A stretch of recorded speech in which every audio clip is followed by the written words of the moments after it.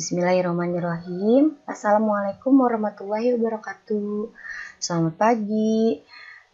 Sudah siap untuk belajar hari ini?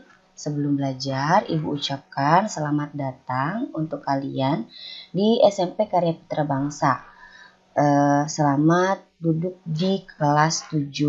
Mudah-mudahan di kelas 7 ini kalian lebih semangat lagi ya. Lebih semangat berprestasi, lebih rajin lagi belajarnya meskipun belajarnya dalam keadaan online atau kita tidak bertatap secara langsung. Baiklah, untuk mengawali kegiatan hari ini, mari kita berdoa sesuai dengan ajaran agama kepercayaan masing-masing. Berdoa dipersilahkan. Amin. Ya, sudah semangat ya semuanya. Jangan lupa, ayo siapkan alat tulisnya, buku LKS IPA, catatan IPA, dan pulpennya. Oke, silahkan dibuka LKS-nya sudah. Baiklah, sebelum kita lanjutkan, perkenalkan ya, nama Ibu Elgit Gayatri.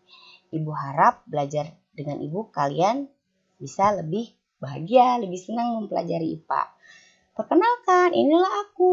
Tara, cantik kan? Kalian boleh panggil Ibu dengan nama Bu El. Selamat bergabung di SMP Karya Putra Bangsa sekali lagi. Mudah-mudahan kalian lebih semangat, lebih berprestasi lagi. Baiklah, bab pertama adalah objek IPA dan pengamatannya. Kompetensi dasarnya ada dua, ada kompetensi dasar pengetahuan dan ada kompetensi dasar keterampilan. Jadi nanti ada dua nilai ya, ada nilai pengetahuan dan ada nilai keterampilan. Tujuan pembelajaran hari ini, meskipun kita tidak bertatap muka, ada 4 tujuannya. Kalian dapat menjelaskan 3 komponen keterampilan proses atau metode ilmiah pendidikan IPA berdasarkan kegiatan-kegiatan yang telah dilakukan. Yang kedua, kalian dapat menjelaskan kegunaan mempelajari IPA. Yang ketiga, kalian dapat menjelaskan cabang-cabang IPA dan KKM-nya adalah 70. Jadi nanti kalau ada tugas, minimal nilai tugasnya 70 atau ulangan nilainya 70. Kalau kurang, kalian akan remedial. IPA, apa itu IPA? Waktu SD pasti sudah belajar ya. IPA itu adalah ilmu yang mempelajari tentang segala sesuatu yang ada di alam sekitar kita secara sistematis. Kamu tahu sistematis gak? Sistematis itu berurutan. Penyelidikan IPA, dari belajar IPA itu kita biasanya melakukan penyelidikan. Nah, orang-orang yang biasa melakukan penyelidikan itu disebutnya ilmuwan atau scientist ya, bukan mata-mata loh. Kegunaan belajar IPA.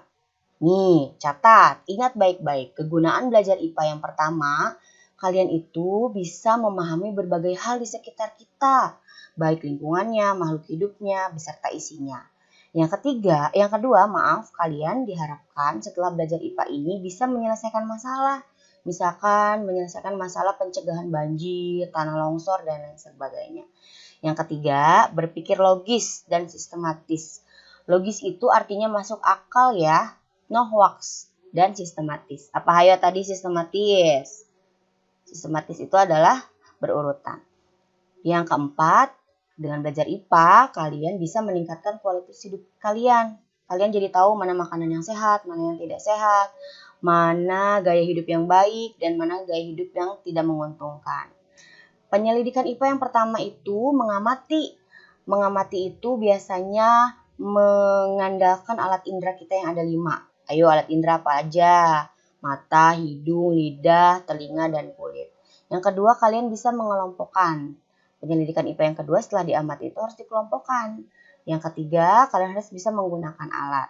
Yang keempat, menafsirkan. Yang kelima, memprediksi. Memprediksi itu meramalkan, tapi harus berdasarkan data. Dan yang keenam, menganalisis dan mensintesis. Langkah-langkah metode ilmiah itu ada 6. Langkah-langkah metode ilmiah ini dalam proses penyelidikan IPA harus berurutan, tidak boleh acak-acakan, nggak boleh kesimpulan dulu, baru menentukan masalah. Tidak boleh ya, harus berurutan, ada 6 seperti ini. Silahkan dicatat. Sikap ilmiahnya, yang pertama, kalian harus mampu membedakan opini dan fakta. Berani coba, jujur dan teliti, harus kepo, atau selalu ingin tahu, bekerja sama dengan tim, nggak boleh saling mengandalkan. Terbuka dan fleksibel, bertanggung jawab, ulet dan gigih, mensyukuri nikmat Tuhan Yang Maha Esa. Nah, selanjutnya cabang-cabang IPA. IPA di SMP itu disebutnya IPA terpadu. Kalian akan mempelajari 5 jenis cabang IPA sekaligus. Yang pertama fisika, biasanya ngitung-ngitung. Yang kedua kimia. Yang ketiga biologi. Yang keempat geologi, itu mempelajari ilmu tentang bumi. Yang kelima astronomi, biasanya mempelajari tentang benda-benda langit beserta isinya.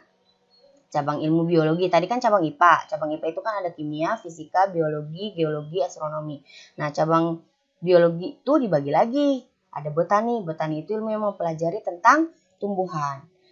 Cabang biologi yang kedua itu adalah morfologi. Morfologi itu tentang bentuk tubuh makhluk hidup. Meskipun namanya sama, fungsinya berbeda. Yang selanjutnya ekologi. Ekologi itu cabang ilmu biologi yang mempelajari makhluk hidup beserta lingkungannya atau hubungan timbal balik antara makhluk hidup dengan lingkungannya. Di sini makhluk hidupnya ada manusia, tumbuhan, dan hewan. Selanjutnya bioteknologi. Bioteknologi itu adalah cabang ilmu biologi yang mempelajari untuk bagaimana caranya menghasilkan bibit-bibit yang unggul. Misalkan semangka yang tidak berbiji atau durian yang bijinya kecil. Seperti itu. Selanjutnya cabang ilmu biologi yang selanjutnya adalah genetika. Genetika itu cabang ilmu biologi yang mempelajari tentang pewarisan sifat. Sifat apa? Sifat yang nampak seperti rambut. Rambut ikal, rambut lurus gitu ya. Mikrobiologi itu cabang ilmu biologi yang mempelajari tentang makhluk hidup yang ukurannya kecil. Kayak bakteri, corona, itu dipelajarinya di mikrobiologi. Selanjutnya taksonomi. Taksonomi itu cabang ilmu biologi yang mempelajari tentang klasifikasi atau pengelompokan makhluk hidup berdasarkan taksonominya ya, berdasarkan tingkatannya. Nah, yang terakhir adalah zoologi. Zoologi itu cabang ilmu biologi yang mempelajari tentang hewan. Ya, namanya juga zoo. Makanya ada zoo garden, zoo park ya, atau kebun binatang. Coba di sini sebutin ada apa aja. Oke, itu aja penjelasan untuk hari ini. Ibu harap bisa menambah pengetahuan kalian dan bisa menyenangkan ya. Tugasnya adalah kalian foto selfie pakai LKS IPA kalian. Foto selfie ya sekarang. Pakai LKS kalian, kemudian tulis captionnya, belajar IPA dengan Bu El, rasanya kalian isi sendiri, rasanya apa, ngantuk, bosen, kecepatan gitu, boleh. Kemudian kirimkan ke kolom komentar yang ada di bawah. Ibu ulangi, tugasnya selfie, tulis tulisannya atau captionnya, belajar IPA bersama Bu El, rasanya apa ya, kalian jawab sendiri. Oke, alhamdulillahirobbilalamin. Terima kasih. Mohon maaf kalau banyak kekurangan atau durasinya yang terlalu lama atau terlalu cepat. Mudah-mudahan wabah ini segera selesai. Kita bisa ketemu di kelas ya. Kita akhiri dengan membaca hamdalah sama-sama. Alhamdulillahirobbilalamin. Wabillahi taufiq wal hidayah. Wassalamualaikum warahmatullahi wabarakatuh. Dadah. Terima kasih.